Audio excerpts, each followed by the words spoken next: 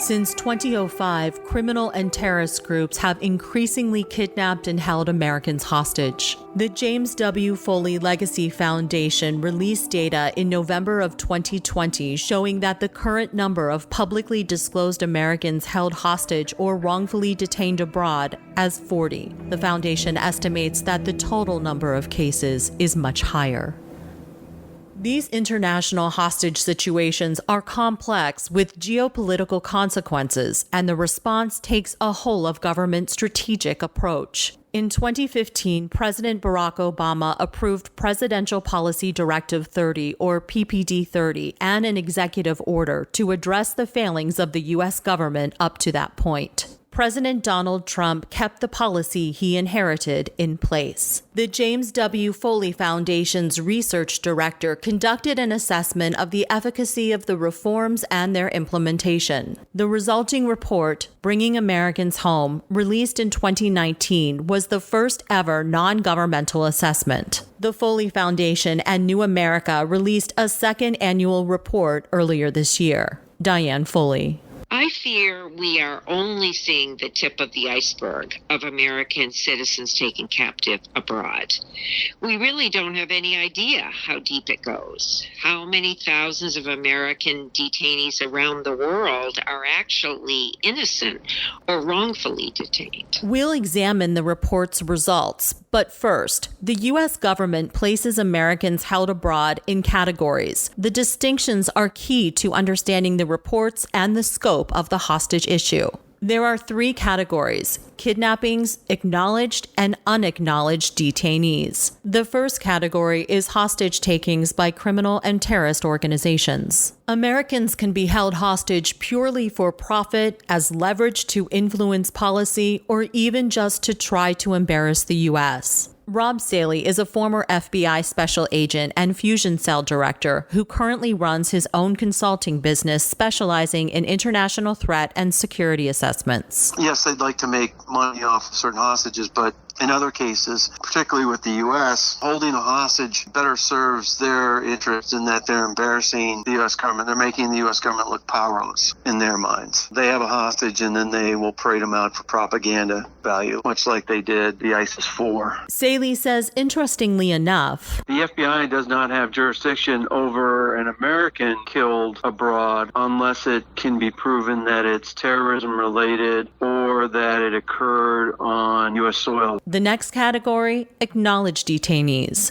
In these cases, foreign governments inform the U.S. government that they are detaining their citizens. Sometimes the U.S. considers the detention unlawful or wrongful because, for example, the Americans aren't receiving due process of law. When a country arrests an American citizen through all sorts of international agreements and treaties, that country has an obligation to inform that country that, hey, we've arrested one of your citizens and here are the charges. When I worked gangs and worked MS-13, constantly we arrest individuals who were Honduran and El Salvadoran citizens. We'd have to, within 24 hours of their arrest, file a notification with the embassy here in Washington that we had arrested them and what the charges were. Conversely, there are foreign governments who do not alert the U.S. when an American is detained in their country. This falls in the last category, unacknowledged detainees.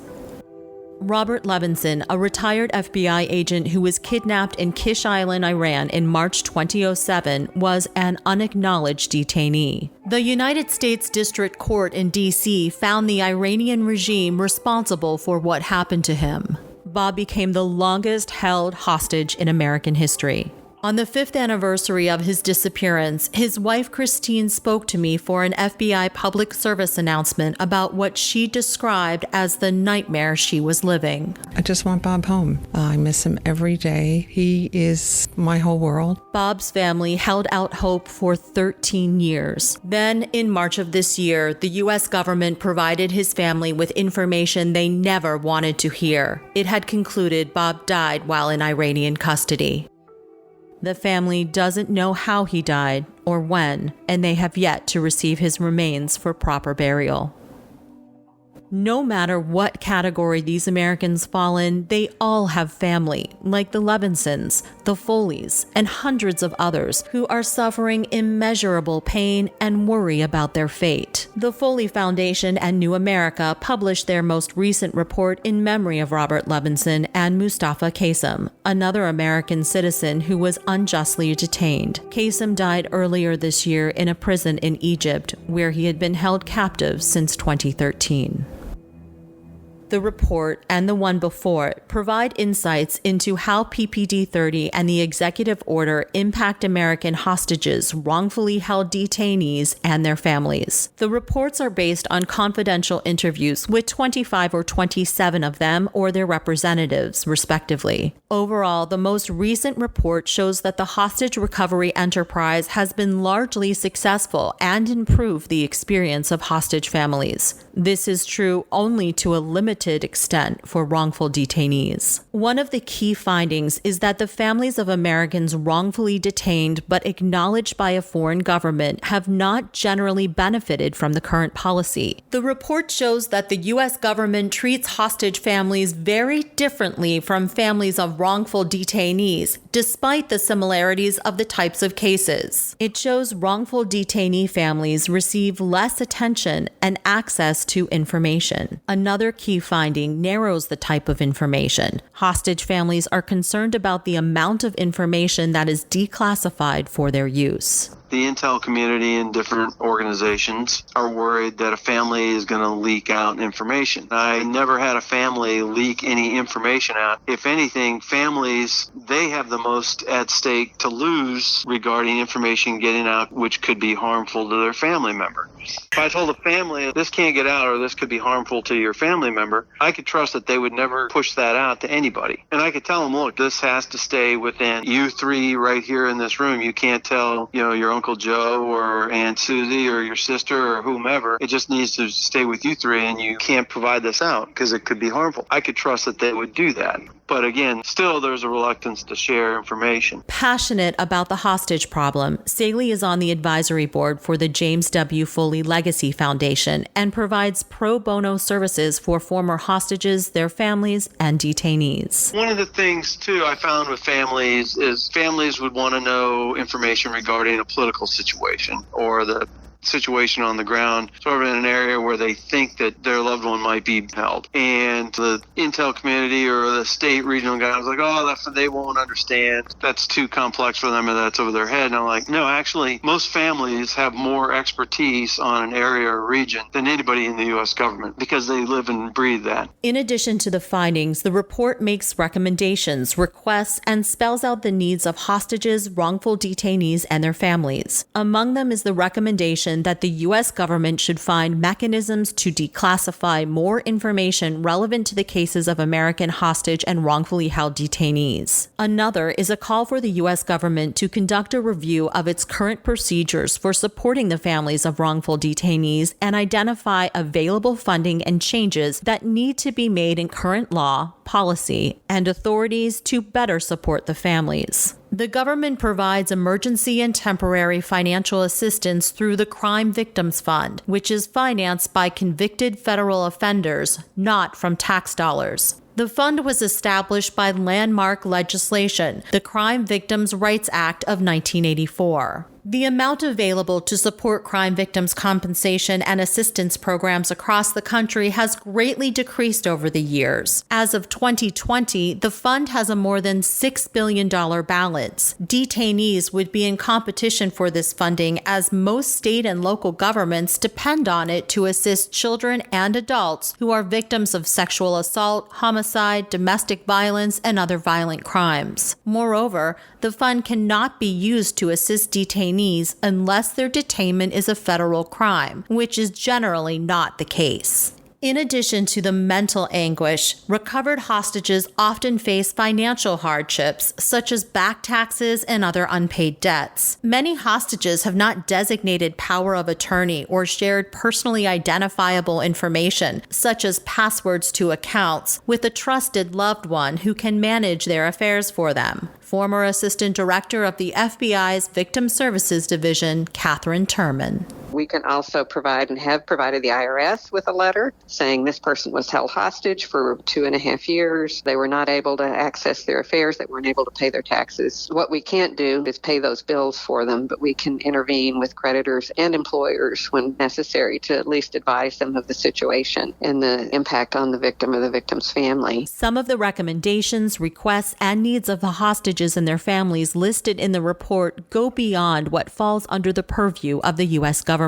That's where non-governmental organizations can help fill the gap. Liz Frank is the executive director of Hostage US. The families honestly face just a myriad of practical issues, and we as an organization are able to help them sift through the important challenges that they're facing. And with our pro bono partners, including law firms, financial advisors, mental health advisors, and hospitals, we're able to take these challenges head on and help families to really assess what they're going through and help them to maintain and cope through the situation and come out the other end and live a more normal life. Hostage US also supports former hostages and detainees with financial and emotional challenges. This is a completely unique set of challenges. When former hostages and detainees return home, they're faced with a new reality.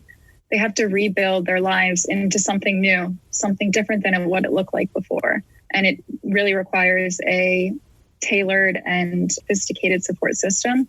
And that's what Hostage US strives to do. So we work with families to identify what their most needed and pressing challenges are and face those head on with help from our partners and our supporters. Staff and volunteers of nonprofit organizations, hostages, detainees and their families, government and former government employees I interviewed, some of whom are represented in this podcast miniseries, all recognize the need for the next administration to reassess the current policy. Hostage US Advisory Council member and former Special Assistant to President Trump for Counterterrorism, Chris Costa. Clearly, I left the administration with a broken heart to some extent because Austin Tice is still being held, and others who I won't mention by name. Austin Tice is a freelance journalist who was kidnapped at a checkpoint near Damascus, Syria on August 14, 2012. He has been missing ever since, the longest captivity of a journalist. Costa goes on to say, in the military, when you're a commander, our ethos is when you leave, your command is better than when you found it. That's the way policy should be. It needs to be a continual improvement. And I will say I want to laud the people that went before me in my shop at the White House, the CT shop at the NSC. We built on each other's success. So the next administration has a responsibility to get better, more efficient, more effective. And I think it's going to come with engaging with the families and learning, listening critically and crucially listening to the families and fighting for hostage recovery being a policy priority. Costa's former colleague, Rob Saley, agrees, saying the policy must evolve and the interagency process needs to be agile and fluid because terrorist hostage takings will continue to be a persistent threat. With ISIS being broken up, I believe eventually you'll see, if not ISIS, it'll be some form or spin-off of ISIS sort of reconstituting itself in various places. You have people that were involved with that organization and were a part of it back in 2013 and 14 when their prominence really rose quickly and was fueled, at least on the revenue side, from receiving ransoms for hostages. And so as they go to sort of recreate or try to reconstitute their organization elsewhere, that's one of the tactics they'll turn to try to raise revenue. In May of 2020, the Senate Foreign Relations Committee approved a bipartisan bill which bears the namesake of Bob Levinson. The Robert Levinson Hostage Recovery and Hostage Taking Accountability Act includes recommendations from the Foley Foundation New America report. It defines the criteria of cases of Americans abroad to determine if they are detained unlawfully or wrongly. The act requires the establishment of a family engagement coordinator specifically for families of those held unjustly or wrongfully detained. Diane Foley hopes the bill moves forward to become law. To me, the Robert Levinson Act is a huge step forward, as it'll take all the positive changes that President Obama put forth in his Presidential Policy Directive 30 and will actually make them a law, which means that another president cannot come in and take those changes off the table, if you will. Additionally, it mandates our State Department to use specific criteria to identify American citizens who may well be in unjust or wrongful detention abroad, which is currently not done. The bill makes freeing Americans and supporting their families a top priority. Diane hopes lawmakers have the moral courage to allow it to pass through Congress. Moral courage, an attribute her son James spoke about during an event for students at his alma mater, Marquette University. He said, "If I don't have the moral courage to challenge authority, we don't have journalism." I end this podcast series with the words Diane cross-stitched for James when he left for Marquette as a freshman. And they are from Micah 6:8. And the words were, "Act justly, love tenderly, and walk humbly with your God." To learn more, visit jamesfoleyfoundation.org or hostageus.org. I'm Mollie Halpern. Thanks for listening to An American Mission, mapping the way to making hostage policy a top priority.